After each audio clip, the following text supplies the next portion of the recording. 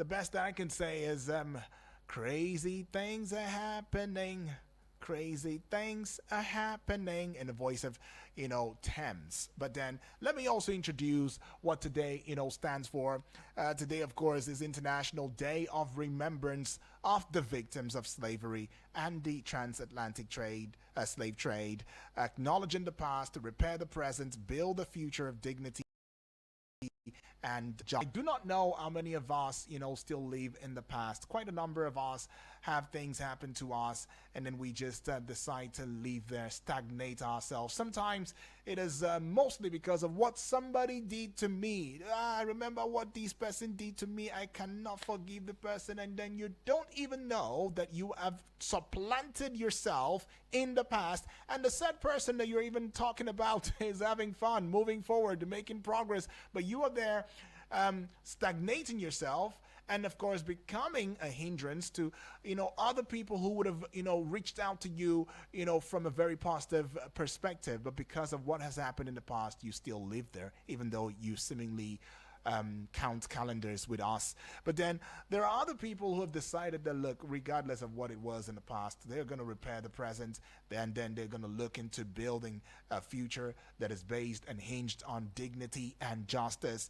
Is that you? If that is you, you are a strong man, you are a strong woman, you are a strong personality. That's right.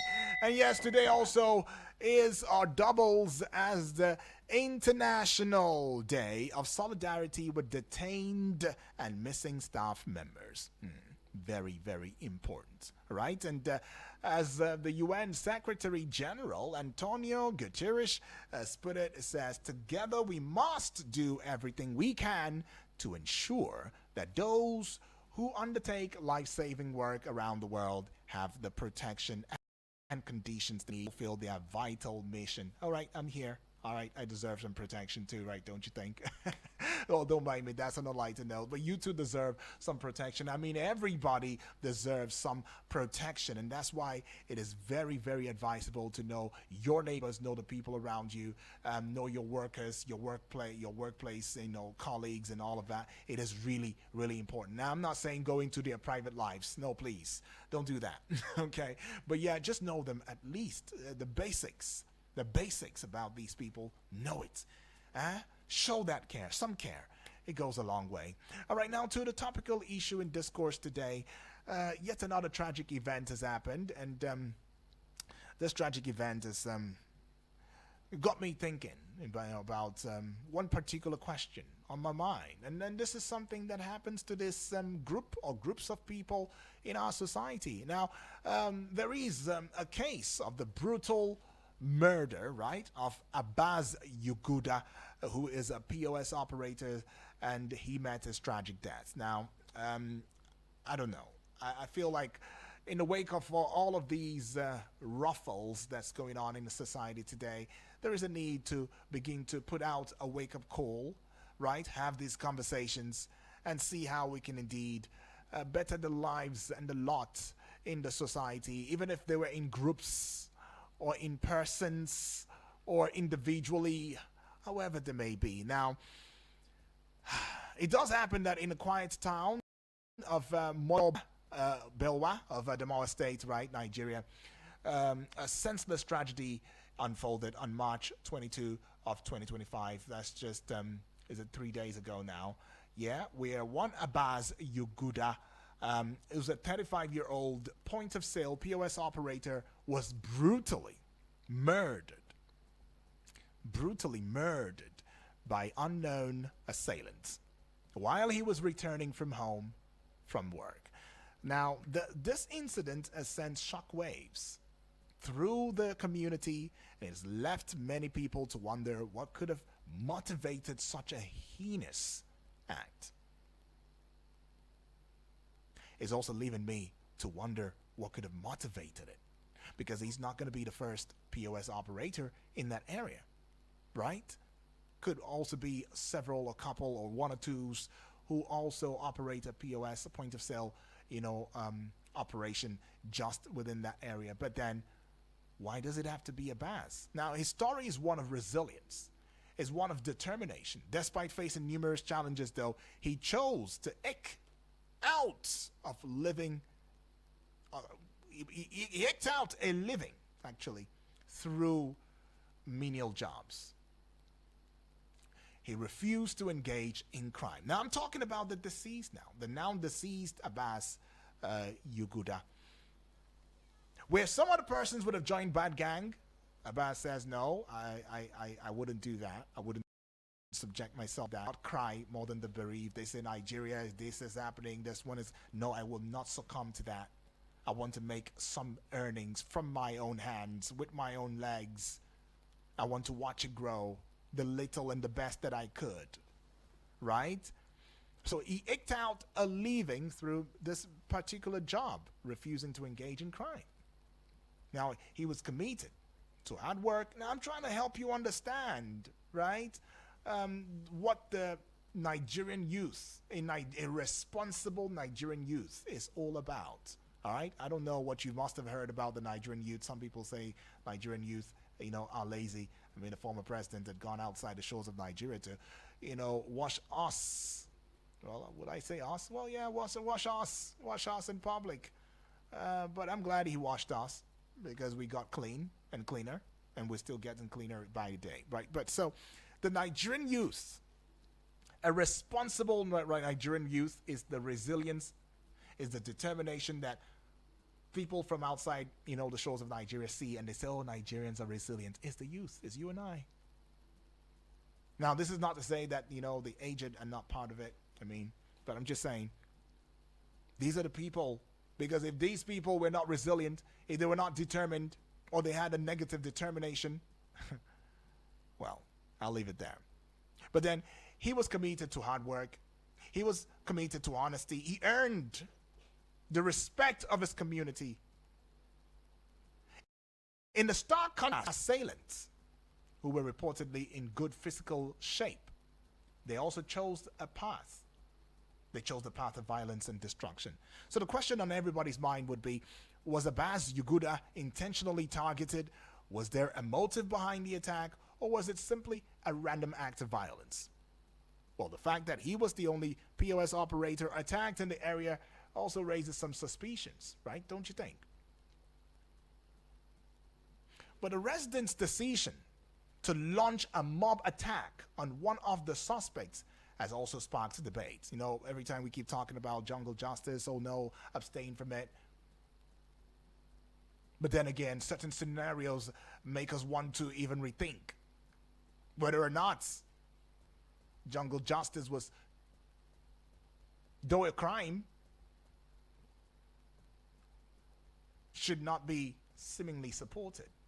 Now, don't get me wrong before you say UD said, oh, please, let's support jungle justice. No, I'm not saying that. Don't quote me. Don't misquote me. Don't misconstrue my words. My point exactly is jungle justice is a crime. I don't support it. But then again, it gets to a point, there are certain crimes that when committed and you're able to have a grasp of the person, such as these. We talk about kidnappings, we talk about the one-chancers, we talk about, now we've seen unknown assailants. A 35-year-old man has been unalived, POS operator, unalived, just like that. And the community were able to get a hold of just one of them, and they bid him blue black. But then the police had come in and had rescued the young man who was, well, maybe I should use vandalized, who was brutalized as well, and all of that. Well, some argue that it was a justified response to the heinous crime. Others believe that it was an act of vigilantism that could have led to, further violence. Community engagement is very crucial, especially in preventing such tragedies. Residents also must work together to create a safe and secure environment, and this indeed can be achieved through some sort of initiatives. One of such would be establishing neighborhood watch programs, organizing community meetings to discuss security concerns, collaborating with local authorities to improve policing. But I don't know. According to the latest statistics, though, why are we really talking about this now? We're getting to the crux of it. According to the latest statistics, a total of 27 POS operators have been killed, unalived, in Nigeria between last year and this year so far. Now, these are the ones that are reported, right? Now, we don't know the ones that are not reported. 27 of those who operate the point of sale machine, or operators rather, they've been killed, they've been unalived, they've been murdered in Nigeria. Just 2024, 2025. Yeah. So it makes us now wonder, how safe are we? It makes us now start to ask very pertinent questions, such as, is it a crime to be responsible? Now, I do not know if Abbas was owing certain people's monies, but even if he was owing some monies, was murdering him a solution to it? Now, we see these crimes happen day in, day out. And then some people have asked questions, or they've, given their thought lines, their point of view, saying that, look, hey, these things don't happen in isolation, right? There must be some connection to the victim, or there must be someone who knows these assailants, who knows the cover story or the backstory, to some of these issues and crimes that happen, especially in the case of Abbas Yuguda. Now, I'm asking you, as this story hits you,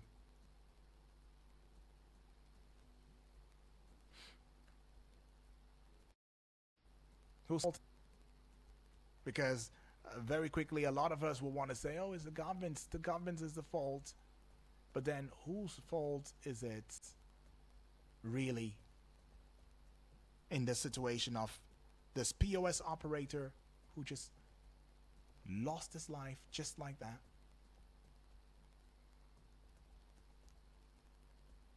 Can we say that the people or the community's hands are totally clean now? Can we say that? Can we say that, oh, the friends, they should be exonerated? I mean, the police is going to launch, is launching an investigation into it already, though. But what can we blame for these miscreants who, strangely so, are also youths most of the time? Could this be a case of jealousy, envy? Is there any sort of offense that somebody will commit, or any sort of grievances that justifies going after someone or going after someone's life? In our social construct, can death indeed be the ultimate penalty for any grievances? So what does the society need if that's not the case? Do we have to purge ourselves? Do we have to go on a spiritual prayer quest? Do we have to renew our minds? Do we have to change in our worldview? Do we have to understand that nobody is perfect and everybody has a dent, and nobody is indeed free if we were to put everybody under the pedestal of law and order? Can you totally beat your chest and say, from when I was born, I was just perfect? No, I've not done anything wrong. always do the right thing at the right time. Well, I do want to know what you think about this continuous unknown assailants, continuous rupture to the very structure of our society, which is now becoming a norm. It's becoming a way of life. It's becoming a style. But that will be after paying some of these bills.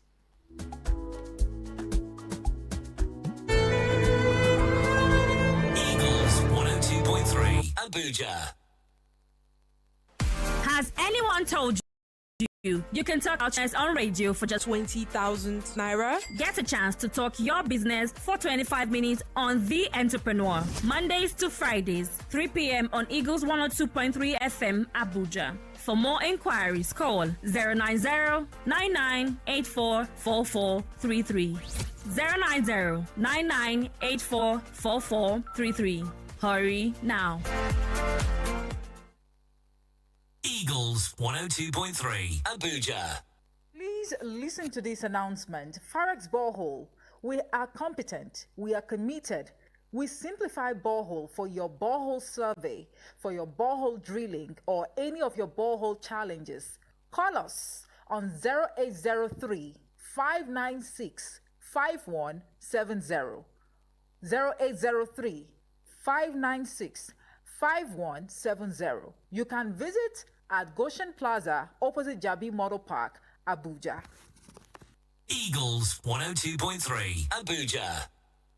From Milky Way to Earth, everywhere there's internet, you can connect with Eagles 102.3 FM Abuja. Log on to our website, www.eaglesfm.com.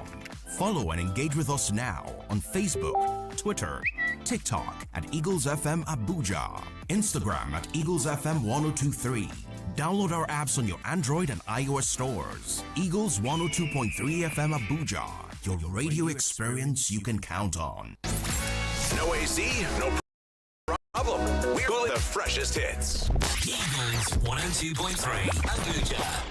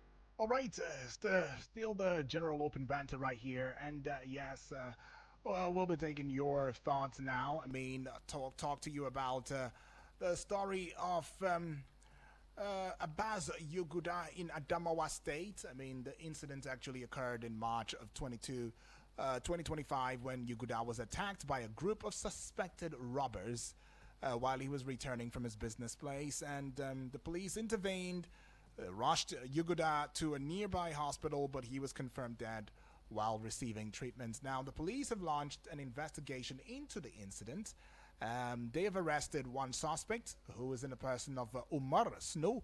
Now, he was trailed by angry youths and subdued to mob action before being rescued by the police. Now, the Commissioner of Police, Dankombo Morris, has condemned the act of violence and directed a thorough investigation to ensure it is brought to justice. Now, they call this one a terrorist attack. Sorry, I beg your pardon. An armed robbery. Oh, God, I'm so used to this terrorist talk.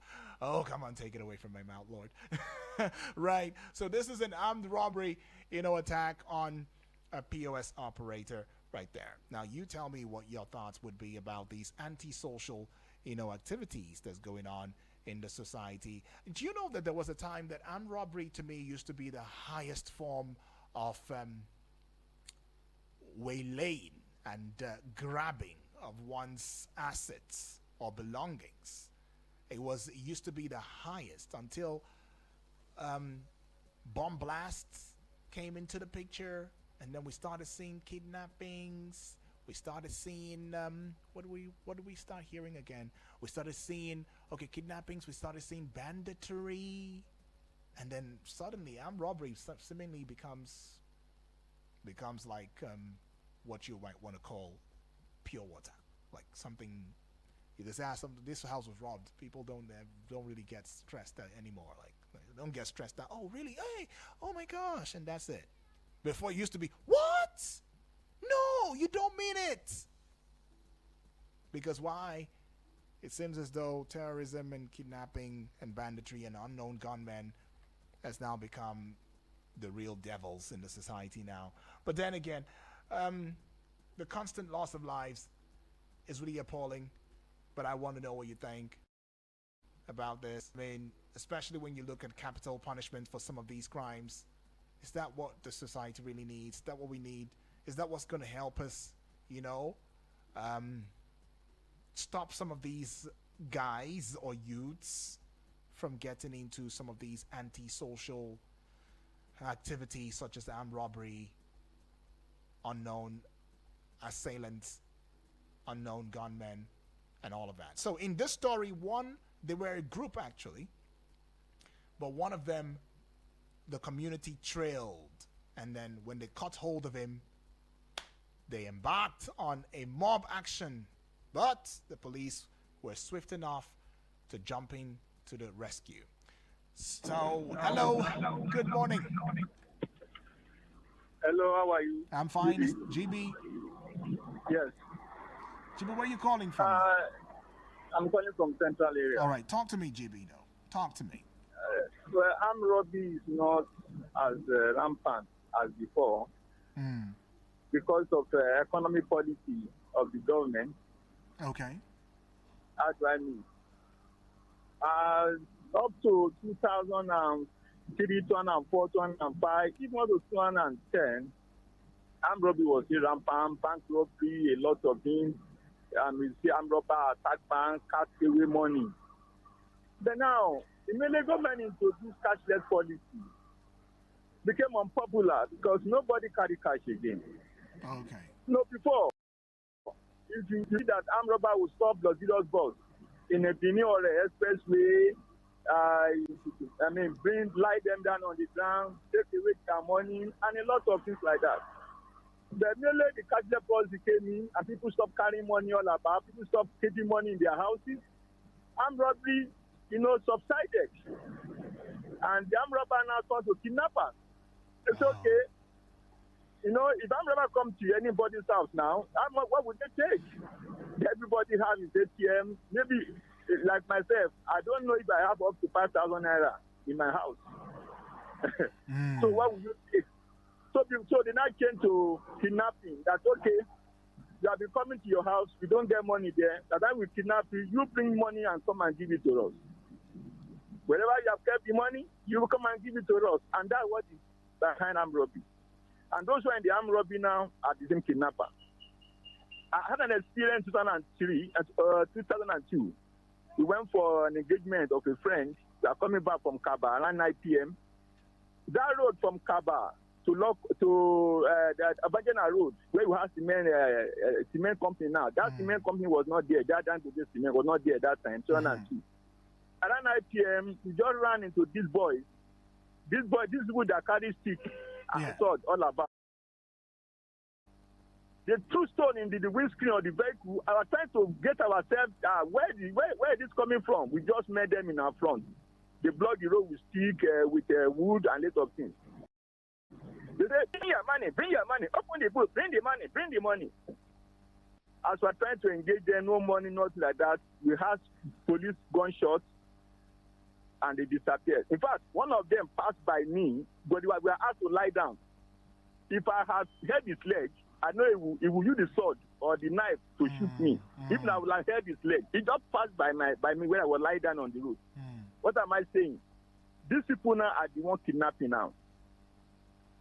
That is just it.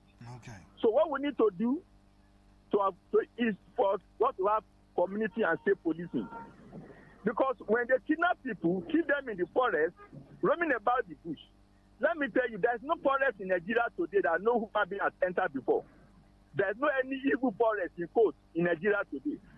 Either you have farmers or the people logs, these people that fell logs, they have entered the forest. Meaning that there's no forest that people do not have access to. So why will kidnappers keep people in the forest for days without the community knowing?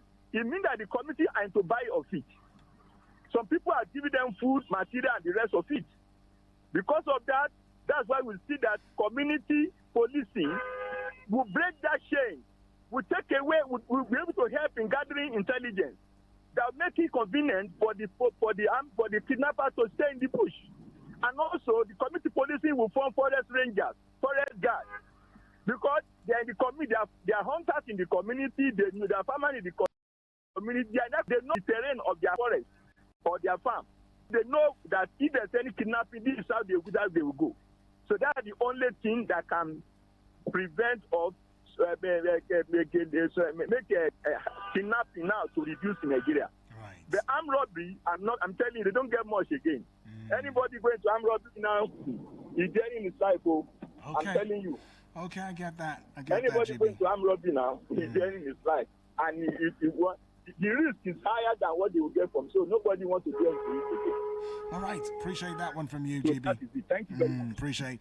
Well, GB says, it's basically an issue of the community. I mean, there is always somebody who serves as an informant or a group of people too in the community who serve as informants, who are indeed giving some of these persons who ordinarily would have been armed robbers before, but because of the cashless policy since 2010, according to GB still, they've now gone through a transformation, evolution, right, into becoming kidnappers and bandits.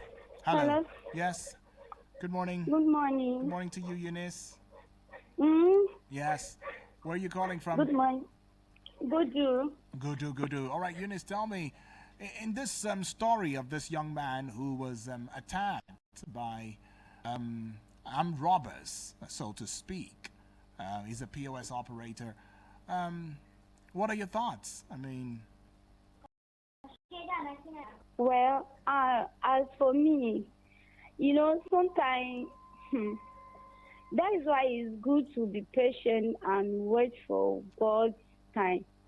Because when we are also doing POS, it's not easy. You have to be very careful and watch yourself very, very well. If not, they will end up even stopping us to all the business. Because you don't know who is who. Different people are coming. So they are coming. It's not that they are only coming to come and withdraw. They are coming to come and check how far the business is so that they can plan. But God forbid for that one. And also, those people, they are doing all those umbrella kidnaps. Sometimes I used to think why cause this sometimes is about what is happening in community. Maybe maybe I have money. Someone came to me, please, can you help me with some money so that I will, instead for me to give the person, I will not give. You understand? This can make the person to misbehave, to go out and say, okay, since I look for help, nobody is ready to help me. Everybody just depends on your own. They're not ready to help me. Okay, let me just engage myself with this character. Maybe I'll make it that way. So that sometimes we can't blame them sometimes. Okay. Before we hear somebody is silly or umbrella or whatever, I used to think, what made that person is doing that? If he says that person have or maybe he goes to somebody in the half and the person refuses to help. That's why the person not end up with that character. So, Eunice, can I ask you a question? Yes, I'm listening. So, are you saying that the reason you have not engaged in armed robbery or anything is because you have a helper? Is that why you're not engaging it? Is that the reason? I don't like it because it's a bad name. So it's a bad thing, but okay. I'm just trying to understand where you're coming from in this. But anyways, I appreciate you for that. Appreciate you for your thoughts. You're welcome. Right. Well, could there be any justification for getting into some of these antisocial, activities, especially armed robbery, kidnappings, banditry, and all of that? And then Eunice had asked a very pertinent question: what could be the root cause? Maybe we are looking at these things from a very different light. I mean, a life has been lost now in Adamawa State, right? Abbas Yuguda, his life is a POS operator. He has been unalived. He was rushed to the hospital, but while receiving treatment, we don't know what complications must have gotten in the way, and he lost his dear life. And are we really looking into the real issues, or we are just tackling the symptoms, right? Is the question that Eunice has been able to help us raise at this point in time. Hello. Good morning. Hello. Yes, good morning to you. What's your name? Where are you calling from? Benny. Sorry? Benny. Oh, Benny. Yeah. Benny. Good morning. Where are you calling from, though? Garki. From Garki. Benny, talk to me. Talk to me, Benny. Okay, so for me, whether we like it or not, you see this society that we're living in today, we created it with our own hands. Oh, we created it?